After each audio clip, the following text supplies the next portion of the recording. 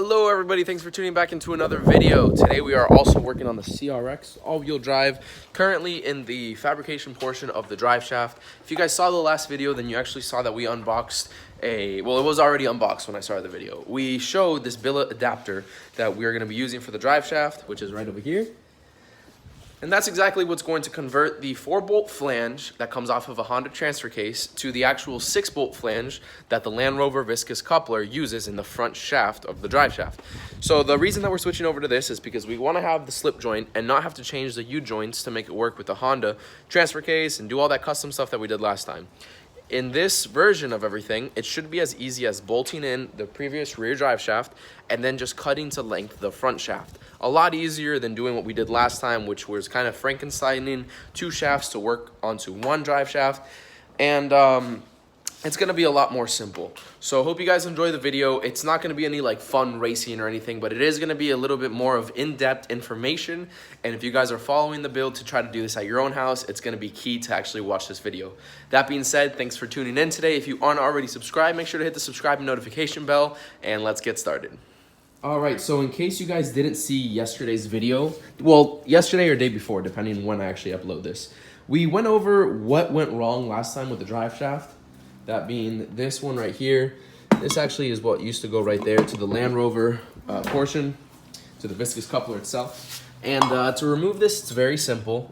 In this case, since this part was already broken, we could just zap it off with an impact, or just use a 17mm wrench, and you're able to get that off.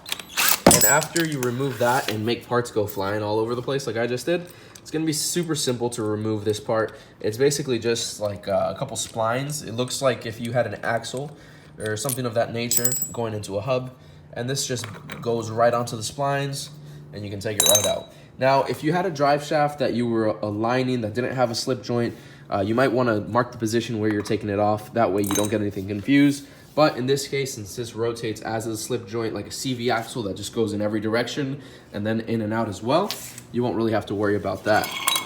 Once we get the back shaft as well as the viscous coupler mounted in the car as we normally do, then what I'm gonna do is place this right here, and I'm just describing it off car because it's a little bit easier than once I'm down under it and try to explain everything all at once. I'm gonna bolt this on right there along with the old hardware and the washer and whatnot, and then try to get like a rough cut on how long I need to cut it. Now, obviously this extends about 2 inches, being that it's a slip joint and whatnot. I tested it earlier and tried to measure it. It doesn't have to be exact, just because this kind of compensates for what you guys might have room for error or whatever when cutting the drive shaft to length. Although you should take good measurements, but if you mess up, slip joint obviously compensates for it. But we're gonna get that measured out right now, and then I'll do a rough cut, and then I'll try to line it up, and we'll do a few tack welds, and then we can fully get it welded. A few of the things that we're gonna be using today is most importantly the chop saw. Now, if you don't feel comfortable doing this fabrication aspect, if you would call it fabrication, I always recommend, if you don't feel comfortable with it, take it to a certified professional, not certified, whatever. In our case, if you're doing what we're gonna be doing today, take it to a drive shaft shop, not necessarily the drive shaft shop, which is known for like high performance parts and whatnots.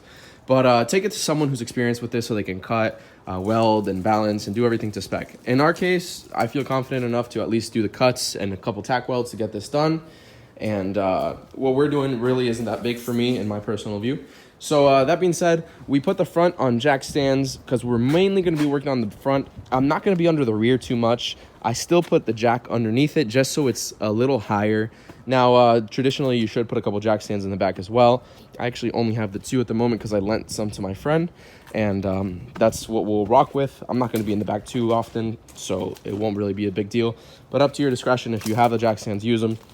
We're going to be using this chop saw that I just picked up at Harbor Freight for 79 bucks, along with this 14-inch cutoff wheel. And that's what's going to be doing our cuts, because we could do it with a little die grinder or cutoff wheel, excuse me, which is essentially off of this tool right here, but it'll be really sloppy and it won't give us the precise cut that we need. Like, obviously, if we're using professional tools, we wouldn't be using a chop saw. We'd use something a little bit nicer with degrees and everything and make it all pretty. But that's what we got access to, and that's what we're going to be using. So to begin, if you guys haven't seen on the channel before, let me show you exactly how we mount this drive shaft and viscous coupler. If you looked on the viscous coupler, there's 2 spots to where it actually mounts. and we have those brackets kind of made, which are welded to some plates, which get, and basically we have a plate underneath and a plate over top. That's what holds it being mounted in the front, or in the center, excuse me. For the back, obviously it gets mounted to that differential, which is the Honda CRV/Element differential. And the front, the drive shaft, gets mounted here to the transfer case, which is what that adapter we're using for is going to get bolted right here, and then the drive shaft behind it. We're gonna go ahead and mount the rear of it, and we just basically have some bolts and nuts using washers and whatnot to keep it into place. And once that's on, we can actually do like a rough cut on how much, or a rough look at how much we're gonna have to take off the front shaft.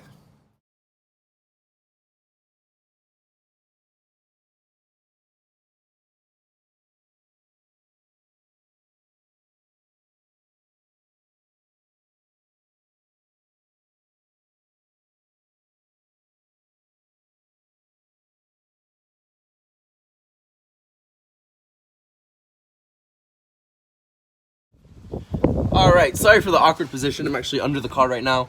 In that last time lapse, you guys should have noticed that we put the drive shaft in. I'm using 2 bolts to hold the flange onto the back, onto the differential, and I'm using all the bolts to hold it onto the actual mounts that I made. Now that we're using the slip joint, I'm gonna keep everything loose as I'm measuring, because that slip joint is gonna be able to adapt itself to what sits comfortably once everything is finally bolted in. That being said, I want to do everything loosely mounted, do the rough cuts, and then for the final cut, do everything bolted in correctly. So if you guys saw in the last clip, let me get both flanges in frame. Just hold on a second. All right, so you can see right here, this is the drive shaft, or excuse me, this is the transfer case flange, the actual billet adapter that we got last night's video in, the DCA performance billet adapter. And then over here, we have the front piece of the viscous coupler, which is actually what this shaft is going to, which I showed you in the beginning of the video. And then right here is what bolts on. Just like a little rough view, so you guys can kind of get an idea of how long this actually is and how much we're gonna have to cut. And of course, this depends on how you mount your coupler and how you make your drive shaft. Obviously, unless you have an OEM vehicle that comes with this, none of this fabrication is gonna be the exact same. All we're showing right here is the principle. All right, there the splines are in for the back of the shaft. And you can see how much extra I have right here. So what I think I'm gonna do is just give it a nice clean cut with no angle on it using the chop saw. And then I'm going to do like kind of a rough estimate of how much I'm gonna have to take off. So right here I can say maybe I need to take off about 9 inches once I measure it. So I'll do a cut with about, I'll see how I do it. I'll show you guys in just a sec. And then after that I can actually then go ahead and do the necessary adjustments. All right, so I took some rough measurements underneath the car just with a little Sharpie, and I really wish I had a white Sharpie just so I could be able to see this a little better and show you guys, but I just have to take my words with a grain of salt. So basically I set it up, I put the splines back in to the viscous coupler, and then it cuts about right here, which is the amount that this goes over the transfer case. And when measured with a tape measure, it's about 11 inches, a little bit more, or excuse me, a little bit less than 11 inches. But once this is like bolted onto the flange, we'll know exactly how much we need. Like I said, anything that needs to be modified, the slip joint will take care of that. So this being about 11 inches, reading online, they recommended not really cutting on the edges just because this could have a little bit of balance in it. And we want to just have more surface area to weld around here. If that's not 100% true, you guys can correct me in the comment section. I'm just going off of one video that I saw on YouTube. Like I always say, I'm no professional. I'm just doing this at home. That being said, we have about 11 inches we need to take off. So from this mark right here to this mark right here is about 11 inches. Like I said, you can't really see it. I have it markered with Sharpie. I have it written with Sharpie right there. 11 inches from this point to this point. What I'm about to do is do a rough cut, basically at the first line, to the second line. I'm gonna do a little bit more inwards, so it's gonna be cutting around 10.5 inches just so I can play with it afterwards. And when I do this cut, I'm gonna use a level on top to make sure that it's cutting at a perfect angle. I have the chop saw set up to 0 right there. You can see it's right on the line, so it's gonna cut at the correct angle. And yeah, we can go from there. Like I always say, which I just mentioned a couple times, I'm no professional. If this messes up, no problem, we'll just do it again. But this is how I'm gonna try it out. And yeah, let's go for it. Something else I wanted to mention real quick. If you notice a spray paint right here, I just put a piece of wood right there across the whole thing and dusted a little bit of white spray paint. Since I don't have a white marker, they recommended, not in this case because we don't have U-joints to line up, but they recommended you have a line across the whole drive shaft when you cut it. That way you can kind of try to butt it together back when you actually get to welding, so it's on like the same type of balance or whatever. Although this will be unbalanced once we do all these modifications, but that's what they recommended, so dusted a little bit of white paint on there. Let's go ahead and get this started. All right, it should go without saying that I'm wearing safety glasses. I'm not using my full mask right now just because it's really dirty. It has a lot of scratches. I should buy another one. Let's go ahead and set this in right here. It's kind of hard to get the level.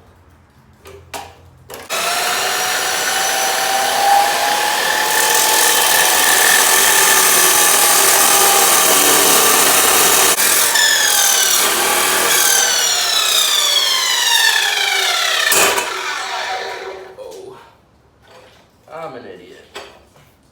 Well, that did not cut straight at all. Didn't even cut the last bit. That's actually a really bad cut. Oh well, I'll clean it up. That's one side though. I'm gonna have to tighten this up a little bit more.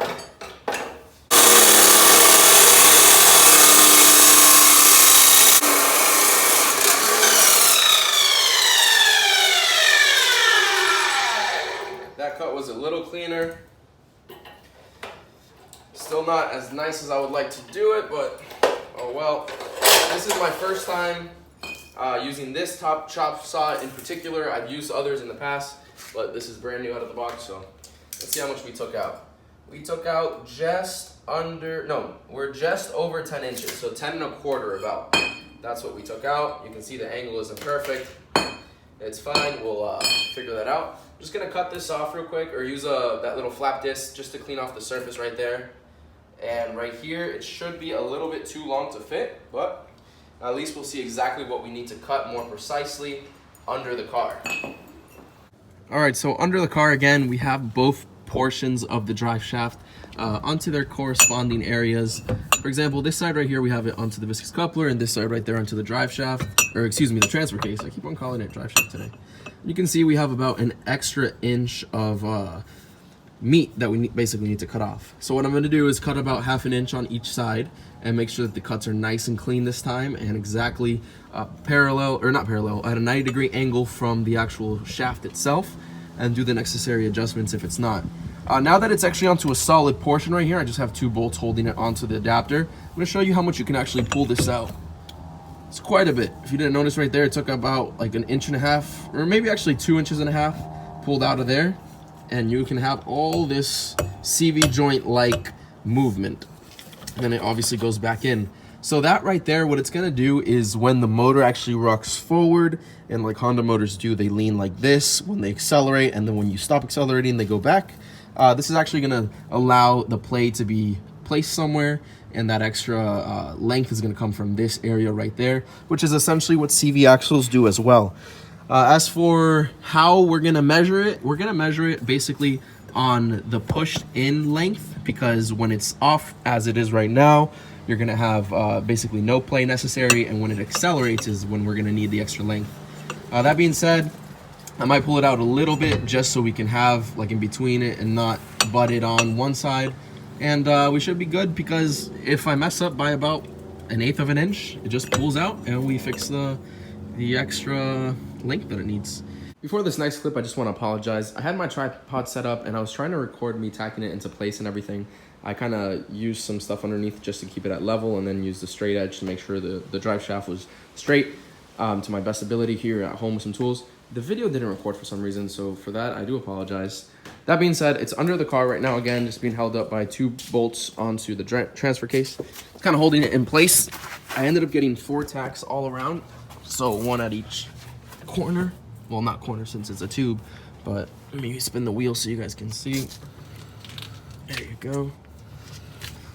And I'm spinning it with my foot, so it's kind of a pain, but yeah, it seems pretty good. It's nothing special. And I did cut it. I cut the length so it would be about right here in gap and then you let the slip joint take up the rest of the space, because that way I can install it a lot easier than just pressing it into place pretty much. So yeah, that's pretty much all set right there. Quick comparison, this is how it sits when it's not fully bolted on. That's the slip joint space that it takes up. Also, because there's that little lip that goes inside and you need it to pull out so you can actually get it out of place. And even at that, it's a little bit close because there is that groove that it sits in. It's kind of hard to take off with one hand, but you get the idea of what I'm talking about. All right, y'all, we're skipping forward a day into the future. Wow, we just skipped, we time traveled. So we got the drive shaft already welded up and whatnot. Also laid a little bit of spray paint. It's 2 length and ready to go onto the car. It rained a little bit right now, so I'm waiting for the floor to dry up a bit so I can get underneath and not drench myself. Or I might just put the creeper on underneath. But she should be ready to go. And I'm going to do a soft test fit right now. And I'm not going to do the final install just because once we go dyno, we're doing the dyno front wheel drive, since it's just easier to front wheel drive dyno a car like this. That's all wheel drive. And I haven't decided yet if I'm actually going to be doing the dyno afterwards in all wheel drive, because the guy that I'm going to actually has 2 dynos, a front wheel drive and all wheel drive dyno. So it'd be kind of cool to see like the drivetrain loss. If I remember when we finally go get tuned, I might take the drive shaft with me and then just throw it on just for comparison. But if I do that, then I'm gonna need to get matching wheels and tires, because as you guys know, I'm rocking the 245 radials right now on the front, so we can dyno on those. But the tire size needs to match in the all-wheel drive Hondas, because if not, you'll break a gear, the viscous coupler will burn out, a whole bunch of catastrophic failures and whatnot. So if I run those and those on all-wheel drive, which is a huge difference in size, I think it's like 2 or 3 inches difference, it'll destroy a lot of things. So obviously we can't do that unless I were to get another set of tires for the front. As you guys know from the burnout competition, I have this one right there that's showing a lot of wire, and that one right there, which is completely destroyed. So if I end up wanting to do that, I'll definitely need 2 new tires, or I can always go back to an all-wheel drive dyno afterwards and do the comparison in a further date or in another time. You can see it's all lined up perfectly. It's got the adapter on there. Shaft goes to the coupler, mounts, and to the back of the car, all as it should. And with the previous setup, something that I like this a lot more, on the previous setup, since it didn't have the slip joint, we all had it like press fit, and it put a lot of strain on the mount itself. You could actually tell that when you would put it, it'd have to be like bolted down at a certain angle and would cause a lot of stress. I really didn't like it.